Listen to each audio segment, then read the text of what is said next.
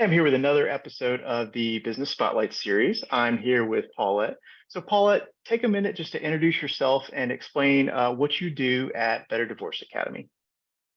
Sure. Thank you so much. I am the CEO and founder of Better Divorce Academy. I act as a credentialed mediator for those that can mediate privately. I'm a certified divorce coach for those that can't mediate. And I'm the director of coaching and case management for a company called Divorce Right. That's the corporate HR solution to divorce. Awesome. Awesome. So, who exactly is your target market? Who are you out there to help? Well, I hate to say anyone and everyone who's even contemplated divorce, but that is true. Uh, the average divorce percentage across the United States hovers somewhere between 40 and 45%. Sometimes it's more, it's gone as high as close to 60.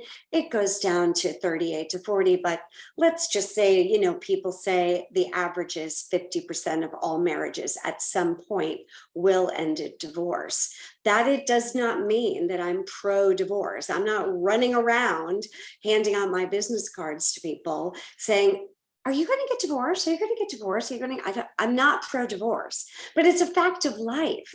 And if you do the homework and you go to therapy and counseling, and some people don't need to, some people don't want to, but if you've done your homework and you've done all of that, and you're still kind of walking on eggshells and living in relationship ambivalence, and divorce might be the solution that you're seeking to conflict for both parties as well as children, then you'd better make a smart decision about how you're going to go about divorcing, because there are 5 methods of divorce and only 4 things the courts care about. Divorce can be very expensive. I mean, very, and long. The average now is 12 to 24 months. That's an average. And legal fees, oh, well, depending on where you live, the hourly rate of litigants is around $350 to $550 an hour. And they bill in 6 to 10 minute increments. I don't know if we have time to explain that, but let's just say an email cost about $175 to send. So be efficient with your usage. Now, I'm not anti-lawyer, anti-litigation. Some of my best friends are lawyers, but I am anti-wasting money and time and engaging in a litigated nightmare when it could have been avoided. It's important that if divorce is a conversation that you and your spouse are having, or you're having it in your own little private Idaho, not telling anyone yet, that'll give away how old I am, because that's a B-52 song. But if you're just having that internal dialogue with yourself about, what do I do? It just feels uncomfortable.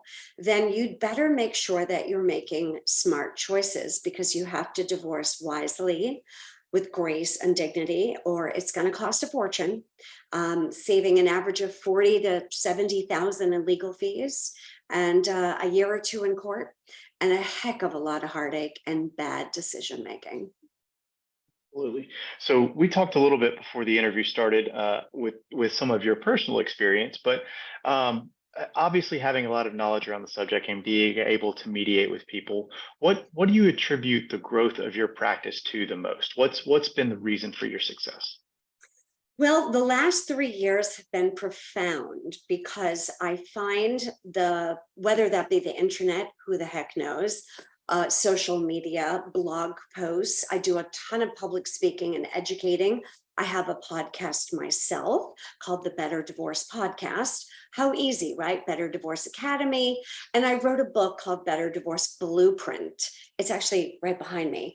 It's a 307-page book, and there's a 197-page workbook. So I put myself out there to help people. It pains me to see mistakes. So education, word of mouth, blogs, people are Googling at 2 a.m, how can I avoid court? How to save money divorcing? There's 50 questions people Google at 2 a.m, but it is, people are looking for an alternative to conflict. It's called alternative dispute resolution. Divorce requires compromise. How do we put this nicely? Negotiating, right? We all can't get everything we want. Children must be shared. You know, we can't cut them in half. That sounds graphic, but right? I mean, we have to share Sure. them. Furniture can be shared, you know, money can be shared. Lots of other things can be shared, but children, well, they can be shared too, but not in the same way of, you know, Sure. common Sure. people could be. So, so people are seeking alternatives to lawyering up, hiring a shark or a bulldog or any other animal you want to throw in there, paying a ton of money in retainers and legal fees. And mostly, even if divorce were free, and it's not, even if you DIY it, there's still a filing fee with the court. It's the process that is grueling. One is the defendant, one is the plaintiff. You're embroiled in a lawsuit. You're actually suing each other. Newsflash, everyone. It's this lawsuit. You're now embroiled, engaged in a lawsuit. You're suing each other, which means nothing can change. It's status quo. You know, in a lawsuit, you can't sell things, you can't trade things, you can't buy things. Everything is the same, which is really hard if you're cohabitating. There's another thing to think about. Are you cohabitating during all of this nightmare? Or are you getting an apartment? Are you moving in with your parents? Are you sleeping on a friend's couch? Are you living in the basement? Or are you still sharing a bedroom? Some people do that, but it's complicated. So they're seeking, searching, researching, looking for answers that aren't the traditional litigation, discovery, interrogatories, hearings, conferences, meetings, lawyer bills, et cetera, et cetera. And a lot of handing over your life to a third party you've never met to choreograph and create the future for your life. You're handing over your life to a judge that you've never met. And they're now in complete authority over, you've given up all autonomy of your own future. And sometimes that's good, and sometimes it's not. It's a little bit like going to Vegas and gambling. Nothing wrong with gambling, everybody. You know, it's entertainment. So, but your divorce and your marriage and your family isn't entertainment. You need strategy, leverage, negotiating skills, wisdom, research, organization, and a level-headed, educated person that can do it with you. Absolutely. So you've been in business for yourself a large majority of your life. What would you say are some common misconceptions you come across about running a business, and how are you able to address some of those? It's interesting that you asked that. A lot of people ask, how did you get in this business? You know, did you, because it's new, you know, there's not a lot of me out there. In fact, I ran into someone this morning that said, wait, what do you do? You're the only person that I know that does this. And I have to be perfectly honest with you, there aren't a lot of mediators and certified divorce coaches that specialize in divorce the way I do. And many mediators are also attorneys, and there's nothing wrong with that. I also know some mediators that are financials and some mediators that are mental health practitioners. So you get the idea. Mediation comes from, honestly, we stole it from the business world. So as far as being an entrepreneur, many people think that it's a day at the beach. You know, it's just you have an idea and you go down to Staples or Moo or Canva or Vistaprint and you make a pretty little card and you run around and give everyone your business card, and voila, you have this fabulous business. Now, there are brick and mortar entrepreneurial businesses, and there are online digital, shall we call it, businesses, virtual businesses. I'm a hybrid. I do both. I do actually have locations where I mediate in person. I did one last night from 4 to 7 p.m. And that's what's creative about the work I do. I don't work Monday through Friday, 9 to 5. I try, but we have to be malleable. You have to be the solution, not the problem.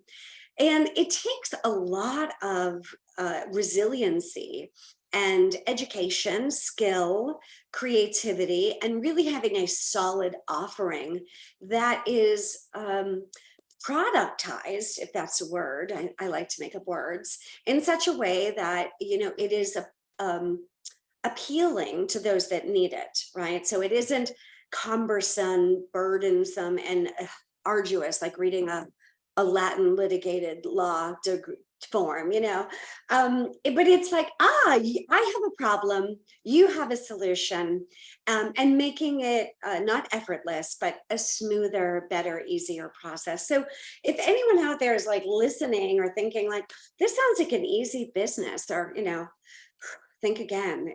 The hours are crazy. I don't even know if I have hours.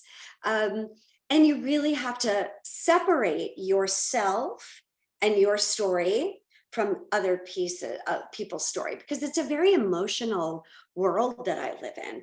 It incorporates every aspect of people's lives. So if this line of work with helping people in divorce interests you, or any other emotional line of work, be sure that you really are firm in your own boundaries and that you're not reliving your story.